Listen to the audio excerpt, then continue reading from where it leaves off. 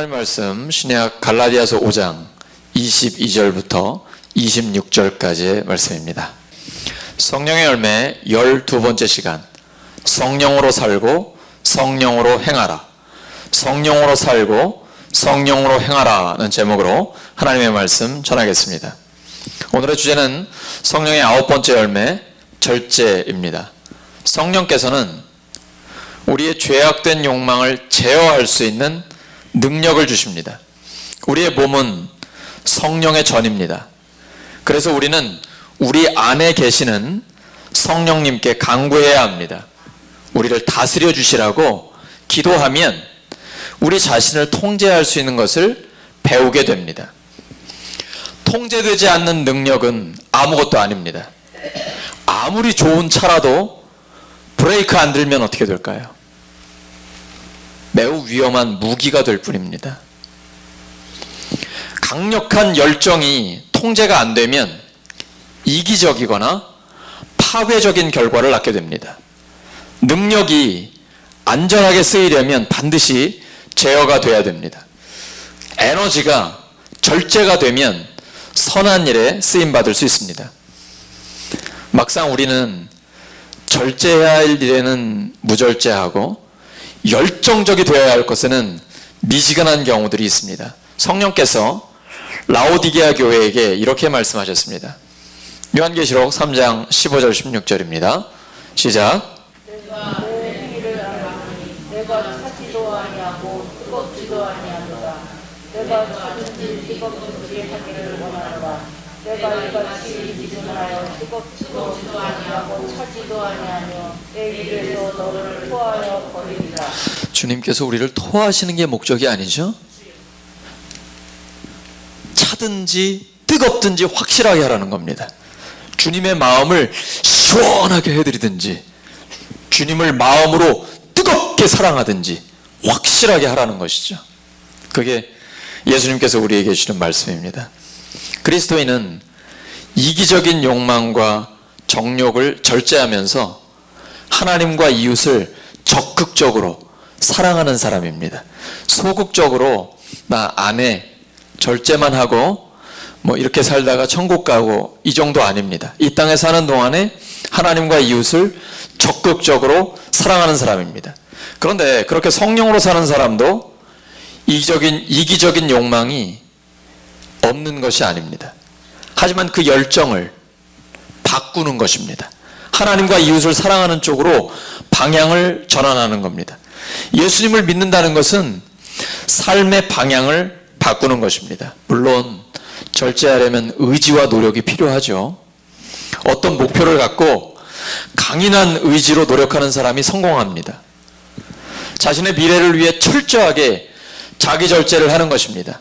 이제 내년이면 올림픽이 있을 텐데 금메달 아니면 권력, 돈, 부자가 되는 것, 날씬한 몸매, 다양한 그런 목표를 가지고 자신을 극복해서 훈련하고 그 목표를 이루는 것입니다. 제가 목표를 소박하게 정했습니다. 하루에 윗몸 일으키기 100번 하는 겁니다. 제가 전에 운동을 심하게 하다가 이제 그때는 하루에 200번씩 했어요. 근데 허리에 무리가 와가지고 설교하려고 이렇게 서면은 허리에 힘이 안 들어가는 거예요. 제가 40대 초반이었는데 이 나이를 생각하지 않고 마치 20, 30대처럼 너무 무리하게 운동을 했었던 거죠. 그래서 5년 동안은 윗몸 일으키기를 전혀 안 했습니다. 근데 제 아들 군대 갈 때쯤 해서 같이 운동하면서 그때 이제 20번으로 시작을 했습니다. 근데 얼마 전에 제 아내가 당신이 하루에 윗몸 일으키기 100번을 하면 양복을 사주겠다고 그러는 거예요. 제가 그래서 하루에 하나씩 늘려갔습니다. 하나씩. 그래가지고 18개월 만에 어제 100번을 했습니다. 이제 제 아내가 이제 양복을 사줘야 되겠네요. 어떻게 사줄지 모르겠지만은 목표를 이뤘습니다. 근데 그 목표가 이제 자기 자신을 극복하는 거잖아요. 이건 성령의 열매랑은 다른 겁니다. 성령의 열매는 자기가 극기를 하는 것과는 다른 것입니다. 사도 바울은 죄와 육신의 힘을 너무나 잘 알고 있었습니다. 그것을 제어할 수 있는 것은 오직 성령의 능력밖에 없습니다. 갈라디아서 5장 16절 시작. 너희는 성령을 따라 행하라. 그리하면 죄의 일을 이기게 하리라. 이건 세상에서 생각하는 자기를 극복하는 것과는 다른 겁니다. 성령을 따라가면 절제가 가능해집니다. 그러면 우리가 뭘 절제해야 될까요? 첫 번째가 성적인 욕망입니다. 이건 나이와 관계없습니다. 젊은 사람들에게만 해당되는 게 아닙니다. 성경은 첫 번째로 성적인 욕망에 대해서 이야기를 합니다. 성령의 열매와 대조를 이루는 육체의 일 중에 가장 먼저 나오는 게 뭘까요? 보시기 바랍니다. 갈라디아서 5장 19절에서 21절입니다. 시작.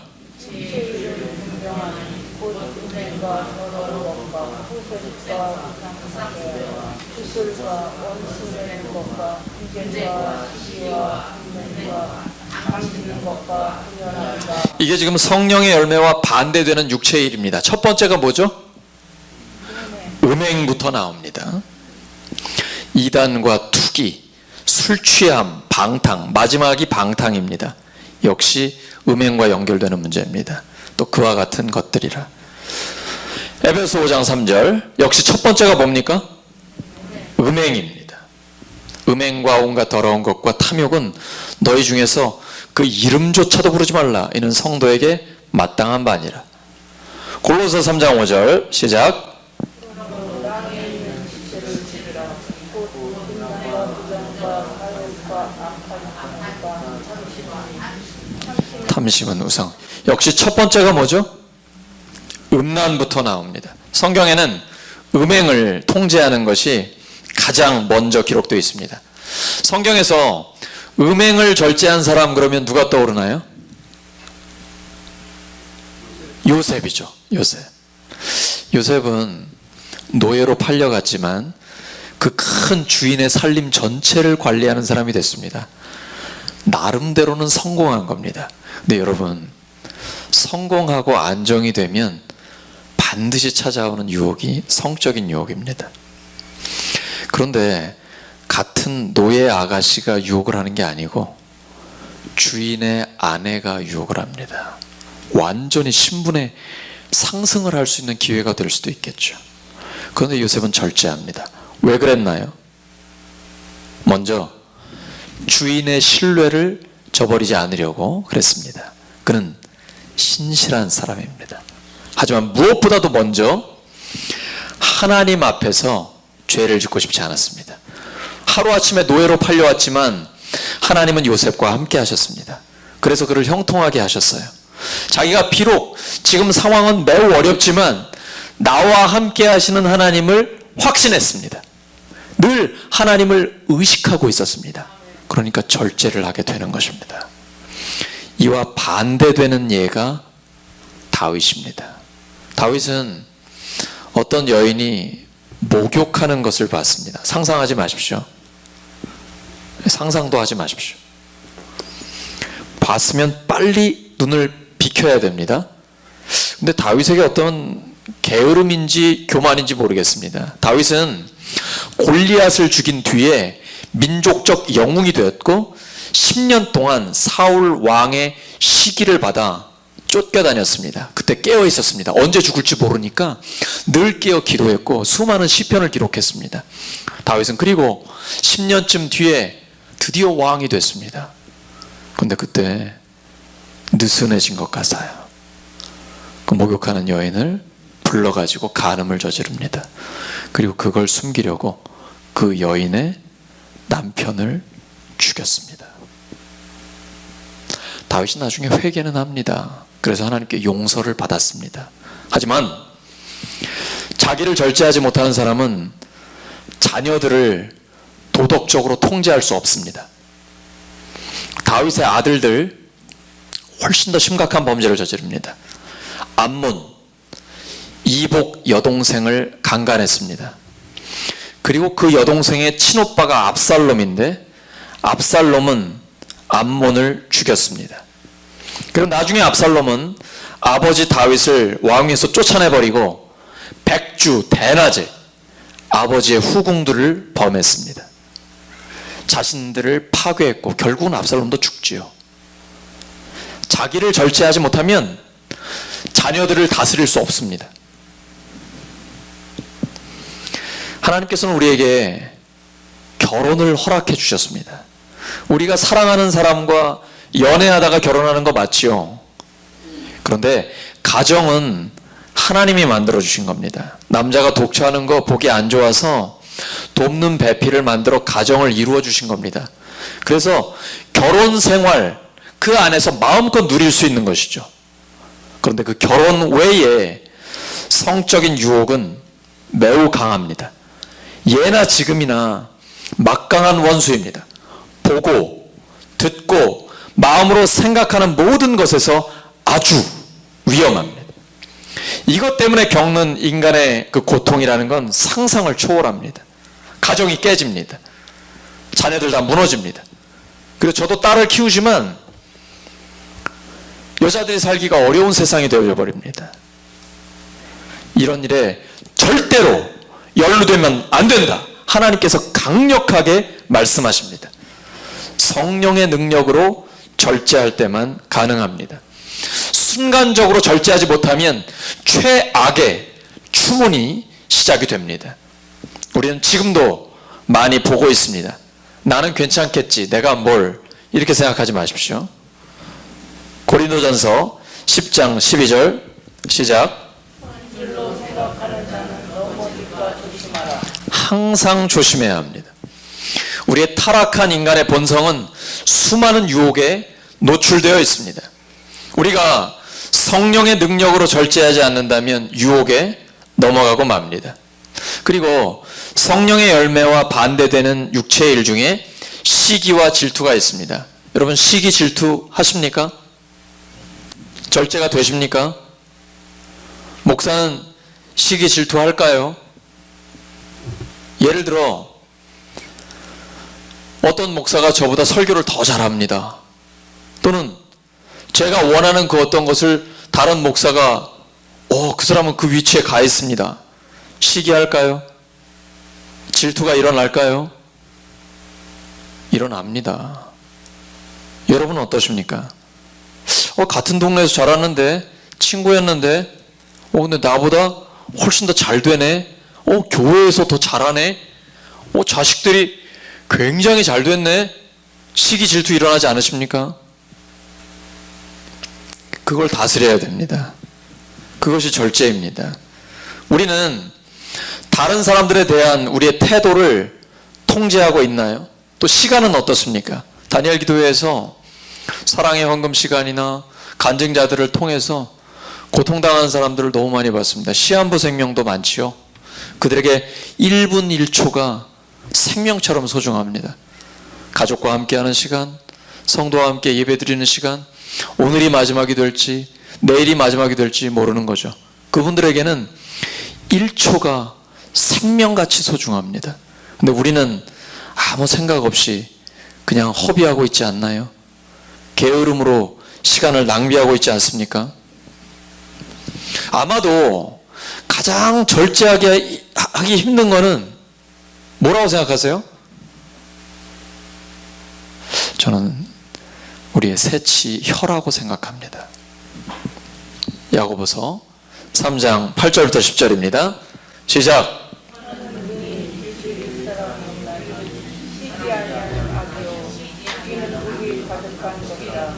이것으로 우리가 주 아버지를 찬송하고 또 이것으로 하나님의 형상대로 지음을 받은 사람을 저주하나니 한 입에서 찬송과 저주가 나오는도다.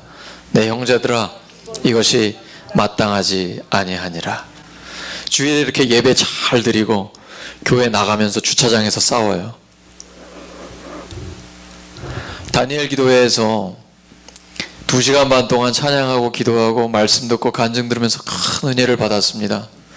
근데 교회 문 앞에서 목사와 사모가 말다툼합니다. 실제로 그렇습니다. 우리는 연약한 인간입니다. 예외가 없어요. 하지만 우리는 절제할 수 있습니다. 왜 그럴까요? 성령님이 우리 안에 계시기 때문이에요. 여러분, 이건 상상이 아닙니다. 느낌 아니에요. 실제입니다. 예수님을 믿는 사람에게는 성령님이 내 안에 계십니다. 주의 영이 아니고는 예수님을 주님이라고 고백할 수 없어요. 여러분, 2000년 전에 돌아가신 예수님, 십자가에 달린 예수님 보신 적 있습니까? 부활하신 예수님 만난 적 있으세요? 아무도 직접 본 사람 없어요. 근데 어떻게 예수님을 믿고 예배드립니까? 그리고 내가 피땀 흘려 번 돈을, 그게 어떤 돈인데 하나님 앞에 헌금을 드립니까? 성령님이 아니고는 불가능한 겁니다. 내 안에 성령님이 계십니다. 그래서 성령의 열매를 맺을 수 있는 겁니다. 성령의 열매는 예수님의 성품입니다. 누가 감히 예수님을 닮을 수 있겠습니까? 그런데 예수님의 영이 내 안에 계시기 때문에 나를 점점 더 예수님의 성품으로 만들어 가시는 겁니다. 예수님의 영은 우리 안에서 예수님의 성품을 만들어 가세요. 예수님의 성품을 닮은 사람은 성령의 9가지 열매를 맺게 됩니다. 그런데 이 성령의 열매는 뭐 포도처럼 하나하나 따로따로 맺는 게 아닙니다. 요즘 귤 드시죠? 귤이 하나잖아요. 근데 껍질을 벗기면 그 안에 여러 개의 조각이 나오죠? 그것과 같은 거예요. 성령의 열매는 하나예요. 그런데 그 안에 사랑, 기쁨, 평화, 오래 참음, 자비, 선함, 신실하고 온유하고 절제하는 그런 여러 가지 열매들이 자연스럽게 맺히는 겁니다. 식당에 가시면 메뉴들이 많이 있죠. 어떤 사람은 된장찌개, 어떤 사람은 김치찌개, 뭐 이렇게 고를 수 있습니다. 성령의 열매는 그렇게 메뉴처럼 고르는 게 아니에요. 나는 사랑은 하는데 절제는 도저히 못하겠어, 이런 건 없는 거예요. 사람 자체가 바뀌기 때문에 사랑부터 절제까지 자연스럽게 맺혀지는 거예요. 이게 바로 성령의 열매입니다. 이런 성령의 열매를 맺으려면 먼저 해결되어야 되는 게 있습니다. 갈라디아서 5장 24절 시작. 그리스도 예수의 사람들은 육체와 함께 그 정욕과 탐심을 십자가에 못 박았느니라. 성령의 열매 바로 뒤에 기록되어 있습니다. 정욕과 탐심을 십자가에 못 박았느니라. 박으라는 얘기가 아니에요. 누구와 함께 못 박혔습니까? 예수님과 함께 이미 못 박혔습니다. 나는 죽고 예수로 살 때 성령의 열매가 맺힙니다.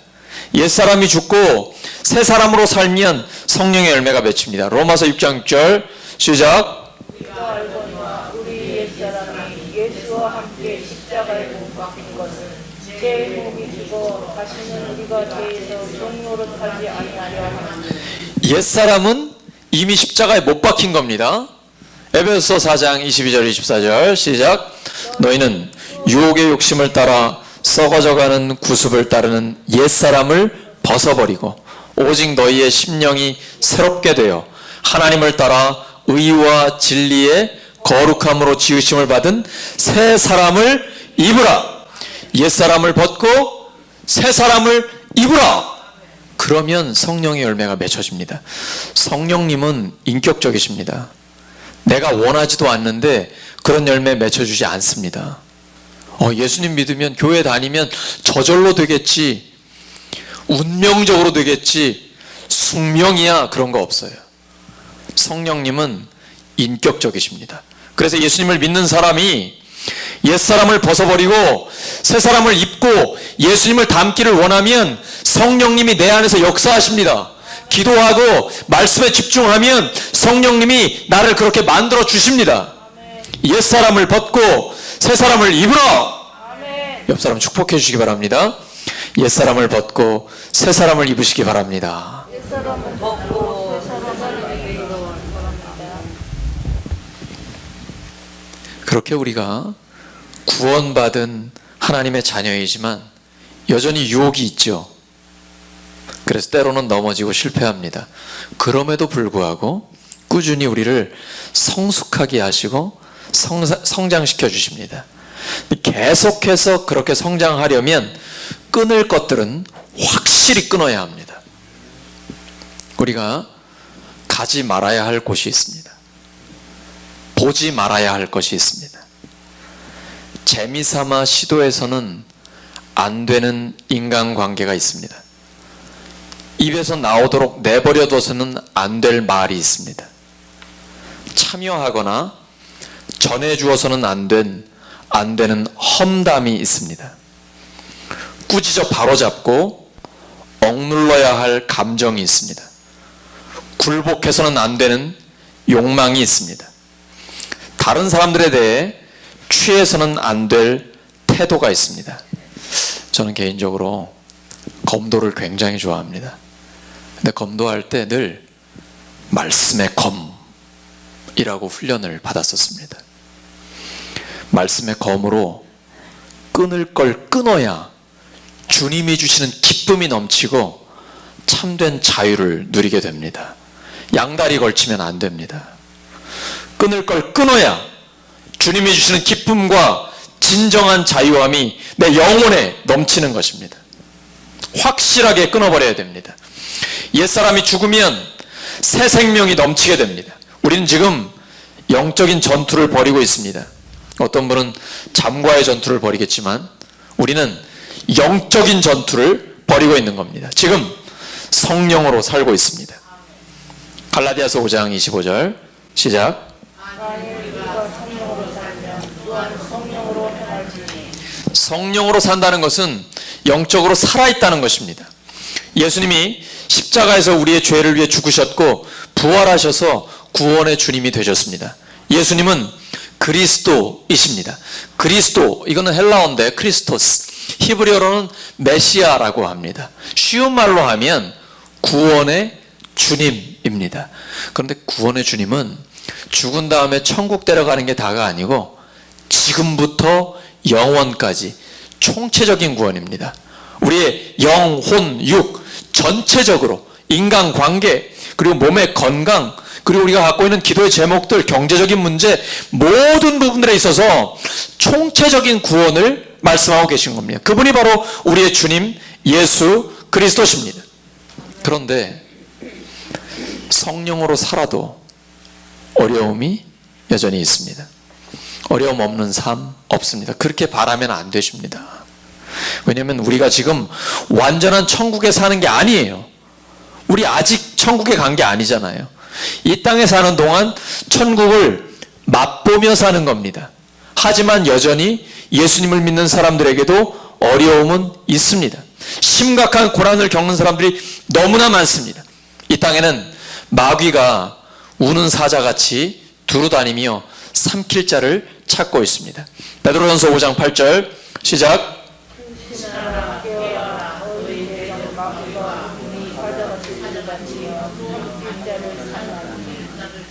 그래서 성령의 능력으로 살지 않으면 똑같은 어려움도 훨씬 더 힘들게 느껴집니다. 그런데 성령의 능력으로 살면 어려움을 다스릴 수 있게 됩니다. 그것이 성령의 능력입니다. 하나님께서 우리에게 능력을 주시면 모든 걸 할 수 있습니다. 빌립보서 4장 13절입니다. 시작. 내게 능력 주시는 자 안에서 내가 모든 것을 할 수 있느니라. 근데 이 성령의 능력은 두 가지로 나타납니다. 밖으로 성령의 은사, 하나님의 선물로 나타나고 속으로는 성령의 열매, 성품이 바뀝니다. 성령의 은사하면 뭐가 있죠? 방언으로 기도합니다. 예수님의 이름으로 귀신을 쫓아냅니다. 불치병 환자들이 고침받습니다. 놀랍고 중요한 일들입니다. 사실 굉장히 귀합니다. 성령의 은사는. 그런데 은사만 구하고 은사를 주시는 성령님을 구하지 않는 것은 심각한 문제입니다. 다니엘 기도회를 통해서 놀라운 일들, 간증들 많이 봤습니다. 하지만 우리는 그러한 하나님의 은사와 성령의 선물에 주목해서는 안 됩니다. 그것을 주시는 하나님께 주목해야 됩니다. 그렇지 않으면 신비주의에 빠져서 신앙이 병들어 버립니다. 여러분, 교회에만 신비한 일들이 있습니까? 무당이 작두 타는 거 보셨습니까? 다른 종교나 미신들 신비한 일 합니까? 안 합니까? 여러분 모르세요? 저는 봤는데요. 그래서 영을 분별하셔야 되는 겁니다. 성령의 역사인지 마귀 역사인지 분별하셔야 됩니다. 그 기준은 성경에 나와 있습니다. 어떤 사람이 뭘 보고 난리를 치는데 그 사람의 열매를 보면 육체의 일들입니다. 분냄과 시기, 질투와 음란과 이런 것들이 나타난다. 성령의 역사입니까? 아닙니다. 성령의 역사는 반드시 성령의 열매가 맺힙니다. 사랑과 기쁨과 평화가 넘치고 오래 참고 자비와 선함이 있고 신실하고 온유하고 절제가 있습니다. 교회는 반드시 절제가 있어야 합니다. 그렇지 않으면 무질서해집니다. 그것은 하나님의 역사가 아닙니다. 성령의 역사는 반드시 절제로 나타나게 됩니다. 성령의 열매는 성품이 바뀌는 겁니다. 사람이 완전히 달라집니다. 그러면 본인과 가까이 있는 가족과 이웃들이 굉장히 행복합니다. 그리고 그 사람을 통해 하나님께서 영광을 받습니다. 그 성령의 능력은 성령의 은사와 성령의 열매가 함께 나타나는 것입니다. 한쪽으로 치우치면 안 됩니다. 히브리서 12장 2절입니다. 시작. 믿음의 주요 온전하게 하시는 예수를 바라보다 그는 그 앞에 있는 기쁨을 위하여 십자가를 참으사 부끄러움을 개의치 아니하시더니 하나님 보좌 우편에 앉으셨느니라. 아멘. 우리가 성령의 역사를 경험할 때 늘 예수님을 바라봐야 합니다. 그러면 예수님께서 우리를 절제시켜 주십니다. 하나님께 쓰임받는 사람들은 반드시 절제해야 합니다. 디모데후서 1장 7절 8절입니다. 시작. 하나님이 우리에게 주신 것은 두려워하는 마음이 아니요 오직 능력과 사랑과 절제하는 마음이니 그러므로 너는 내가 우리 주를 증언함과 또는 주를 위하여 갇힌 자들 나를 부끄러워하지 말고 오직 하나님의 능력을 따라 복음과 함께 고난을 받으라. 아멘. 바울이 디모데에게 하나님이 우리에게 주는 것은 두려워하는 마음이 아니라는 거예요. 오직 능력과 사랑과 절제하는 마음이에요. 하나님 나라는 말에 있지 않고 능력에 있습니다. 그리고 절제로 나타납니다. 어떤 분이 저보고 그러셔요. 그 나이는 애기야 애기. 그렇죠? 우리 교회 성도님들 이렇게 장남이나 장녀는 저보다 연세가 더 많으시잖아요. 그러니까 제 나이는 애기죠 애기. 그런데 교회에서 제가 절제를 시킬 때가 있습니다. 절제가 안 되면 교회는 무질서해집니다. 그것은 성령의 역사가 아닙니다. 하나님께서 저를 교회 대표로 세우셨기 때문에 제가 비록 어리지만 필요할 때는 목숨을 걸고 생명을 걸고 절제를 시킵니다. 그것이 성령의 역사이기 때문입니다. 어떤 때는 저 목사 참 당돌하다, 어린 사람이 젊은 사람이 연세 드신 분들한테 그럴 수도 있거든요. 하지만 그건 어쩔 수 없이 절제시킬 수밖에 없는 경우이기 때문입니다. 사실은 제가 그런 날은 참 마음이 괴로워요. 그래서 아버지 어머니 같은 분인데 이런 생각할 때가 있거든요. 근데 어쩔 수가 없는 거예요. 성령의 역사를 위해서 그렇습니다. 여러분, 절제의 모범 누가 보여주셨습니까? 예수님이죠. 예수님이 떡 5개, 물고기 2마리 가지고 남자만 5,000명을 먹였습니다. 그랬더니 그 수많은 사람들이 예수님을 경제 대통령으로 세우려고 합니다. 로마의 식민지 지배를 받고 있었기 때문에 먹고 사는 것 자체가 굉장히 힘들었어요. 그리고 고대 사회는 하루에 2끼 먹으면 잘 먹었다 그래요. 그런데 예수님이 경제 문제를 해결해 준 거예요. 우리의 왕이 되어 주십시오. 예수님이 그들의 인기를 얻고 싶었으면 더 놀라운 기적을 보여주셨을 겁니다. 아마 돌들로 떡도 만들어 주셨을 거예요. 예수님 안 하셨어요. 그리고 떡을 달라고 하는 사람들에게 나를 먹으라고 말씀하십니다. 그 말씀이 요한복음 6장 51절입니다. 시작. 나는 하늘에서 내려온 살아있는 떡이니 사람이 이 떡을 먹으면 영생하리라. 내가 줄 떡은 곧 세상의 생명을 위한 내 살이니라 하십니다. 예수님이 나는 하늘에서 내려온 살아있는 떡이다. 나를 먹어라. 그러면 영생한다 라고 말씀하셨습니다. 예수님이 우리를 위해 십자가에 죽으시고 부활하셨습니다. 부활하신 주님이 우리와 함께 하십니다. 그래서 우리가 성찬식을 하죠. 바로 이 말씀에 근거한 것입니다. 근데 모여든 사람을 예수님은 흩어버리셨습니다. 그 말씀 듣고 사람들이 충격받았어요. 우리가 어떻게 예수의 살을 먹고 피를 마실 수가 있느냐. 거의 다 흩어져 버렸습니다. 예수님은 기적을 행하시는 분입니다. 하지만 기적을 통제하시는 분입니다. 기적을 보고 예수님을 찾아오는 사람을 오히려 경계하셨습니다. 돈을 주는 것보다 영원한 생명을 주기를 원하시기 때문입니다. 떡 먹어도 죽습니다. 우리 이 땅 떠날 때 돈 다 놓고 갈 겁니다. 그러나 영원한 생명은 지금부터 영원까지 주님과 함께하는 것입니다. 오늘 말씀 정리합니다. 여러분, 우리 솔직하게 얘기해보죠. 어린아이 도시락 하나 가지고 남자만 5,000명이니까 10,000명 이상을 다 먹였습니다. 놀라운 기적 아닙니까? 그게 더 놀랍습니까? 아니면 성찬식에 우리 장로님들이 떡과 포도주를 나누면서 예수님의 몸입니다, 예수님의 피입니다 하는 것이 더 놀랍습니까? 오병이어의 기적과 성찬식 중에 어느 것이 더 중요합니까?